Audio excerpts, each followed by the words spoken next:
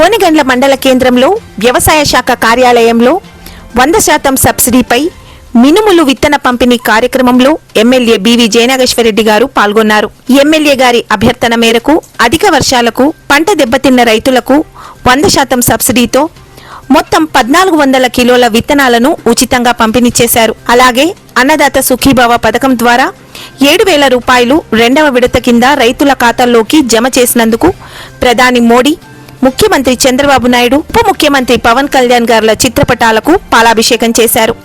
ఈ కార్యక్రమంలో వ్యవసాయ శాఖ అధికారులు, ఎంఆర్ఓ, పిఎస్సిఎస్ అధ్యక్షులు, మార్కెట్ యార్డ్ చైర్మన్, కూటమి నాయకులు తదితరులు పాల్గొన్నారు. ప్రతి కార్యక్రమాన్ని కూడా ముందుకు తీసుకుపోయే దాంట్లో మన ముఖ్యమంత్రి వారు నారా చంద్రబాబు నాయుడు గారు మొదటి స్థానంలో నిలిచే ముఖ్యమంత్రి గారు. మొన్ననే మీటింగ్ లో కూడా చూశారు. Government of India A scheme ఇచ్చినా మొట్టమొదటిగా దాన్ని ఒడిసిపట్టేది నేనే అని చెప్పి గర్వంగా చెప్పడం జరిగింది మోడీ గారి సమక్షంలోనే.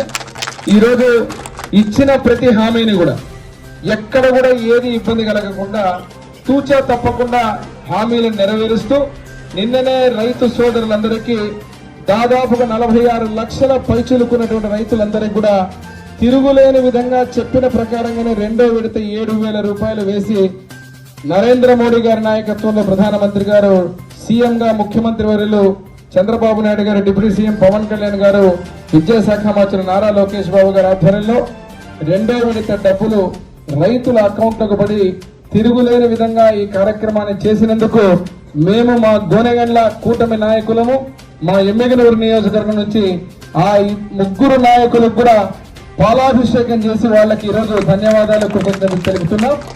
ఈ రకంగా రానున్న రోజుల్లో కూడా ఇటు కూటమి ఐక్యతను చెడగొట్టాలని చెప్పి సర్వ ప్రయత్నాలు చేసే ప్రతిపక్ష పార్టీ కానీ, అదే రకంగా రాష్ట్ర ప్రజలు ఆశీర్వదించినటువంటి ఈ ప్రభుత్వాన్ని మీరు ఎన్ని టక్కుటమారు విద్యలు ఉపయోగించినా, ఎంత విష ప్రచారం చేసినా, ఈరోజు పైన ఉన్నటువంటి అల్లా గాని, ఈశ్వరుడు గాని, యేసు ప్రభు, అదే రకంగా భగవంతుడు దీవెనలన్నీ కూడా మా కుటుంబ ప్రభుత్వం, ప్రజా దేవుళ్ళ దీవెనలన్నీ మా కుటుంబ ప్రభుత్వం మీద ఉన్నంత వరకు ఎవరు ఏమీ చేయలేరని చెబుతూ రానున్న రోజుల్లో కూడా ఈ సంక్షేమాన్ని, అభివృద్ధిని తిరుగులేని విధంగా కొనసాగిస్తామని తెలియజేస్తూ సెలవు తీసుకుంటున్నాం.